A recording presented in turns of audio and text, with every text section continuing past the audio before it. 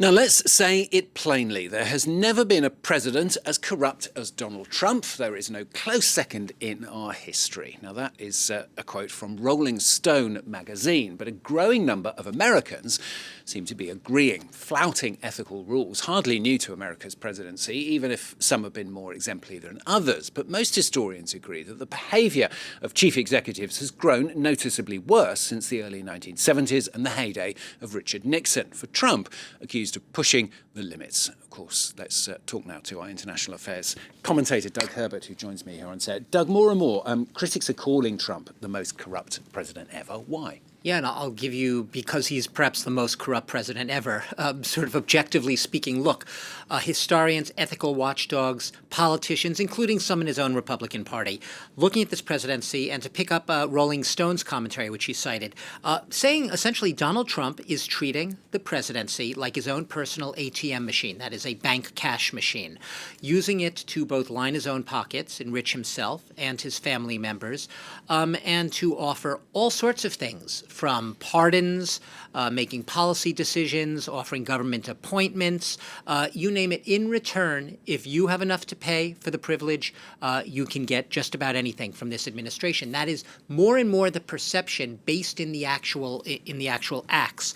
The American Bar Association, which is perhaps America's top sort of attorney membership association, said that more than any other president in recent history, Trump caters to the wealthiest and most powerful, the billionaires, the CEOs of major corporations, and the extremely well-heeled and well-connected. So as long as they are willing to pay for the privilege, which is essentially what I was just saying. So all of these things, it is self-dealing. It is seen as creating an unprecedented, and I have to use the word unprecedented because, yeah, sure, we had Richard Nixon and Watergate, but we've seen nothing on the scale and scope of what is essentially a pay-to-play culture in American politics. And the thing is, Americans have almost written it off to a large extent. They become numb to it because Donald Trump himself is very outspoken about it. He doesn't even try to hide it. So it's taken as, well, if the president, is out there, not trying to run from anything, not hiding anything, I guess it's okay. That's sort of this implicit assumption. So that's what also makes it unprecedented. It's the fact that not only do you have a president both seen and, in fact, engaging in these blatant acts of ethical flouting and breaches, but you also have him doing it openly and almost flaunting it. One of these is particularly controversial, isn't it? Yeah, it's the $1.8 billion taxpayer dollars so-called anti-weaponization fund. I put those in quotes because that's the term used by the Trump administration. What is it? It is a fund that Donald Trump created earlier this month, his administration, as part of a settlement in a lawsuit against his own government. He sued his own government, the Internal Revenue Service, the IRS, for $10 billion for allegedly leaking information about his tax returns. So he brought a lawsuit against his own government. Then his own acting attorney general, a guy named Todd Blanche, preemptively drops the lawsuit, says, let's settle. And the settlement terms are the Justice Department creates this fund in a symbolic sum, and the actual amount is $1.776 billion, 1776, get it, the year of U.S. independence, creates a fund which is, and here's where it gets tricky, try to follow me, to compensate people who claim that they were targeted by the Biden Justice Department and Democrats under Biden.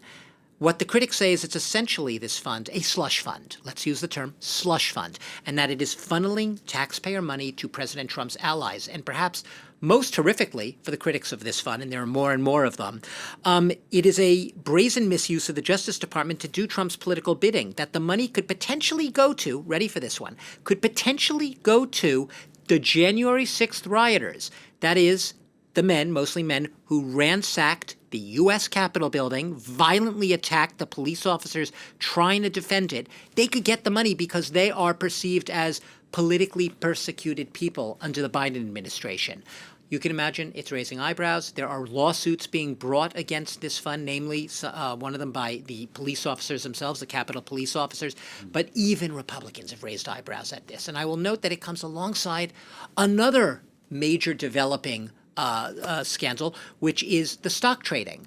a new disclosure report, an ethics disclosure report to the U.S. Office of Government Ethics shows that Donald Trump engaged in 3,600 stock transactions between January and the end of March of this year, first quarter of this year.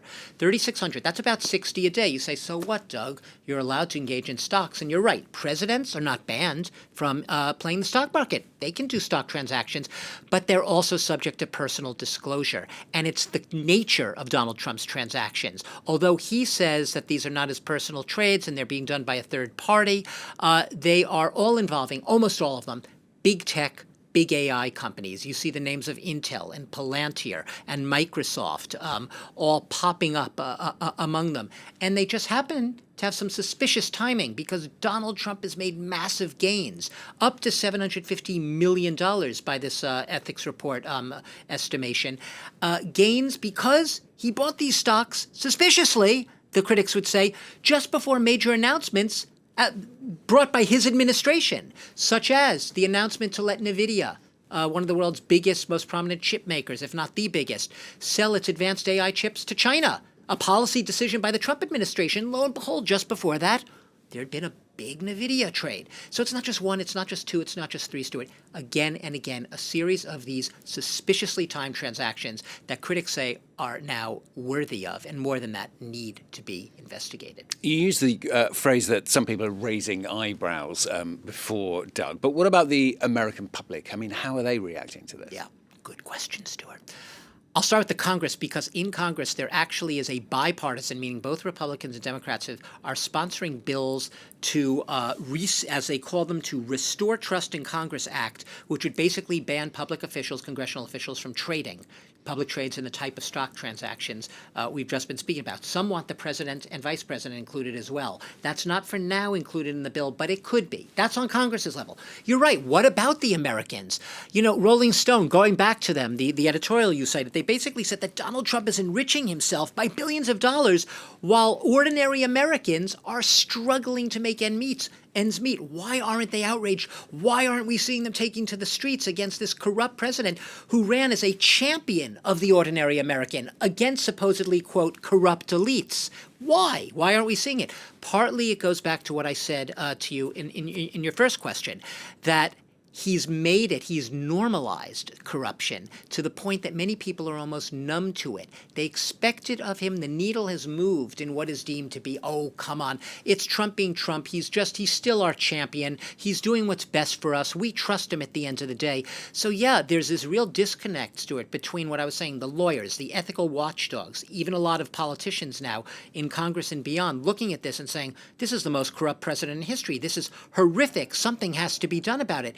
And ordinary Americans, among many, and we keep saying it, yeah, some have turned against him. Sure, there are rifts in the MAGA base. He remains wildly popular in a lot of states, especially deep red states. And a lot of these people are willing to turn a blind eye to this or paint his corruption as something else, or, and I'll leave you with this thought, just say, well, you know what? Yeah, sure, Trump's doing it, but all politicians are corrupt and rotten. The Democrats are just as bad. They all do it. They're all out there to line their own pockets. They're all out there for their own self-interest. So it's this sort of both sidesism, self-negating, you know, on the one hand, on the other hand, sort of write-off of all corruption. And what I would say to you, based on what we are seeing now more and more, Stuart, is that this is that's false equivalency, that there is clearly a case to be made here, a strong case that Donald Trump's administration and Donald Trump presiding over it has engaged in more corrupt acts in U.S. history than any of the other presidents, whether Nixon or Coolidge or Warren Harding, you name it, going back to the founding of the U.S.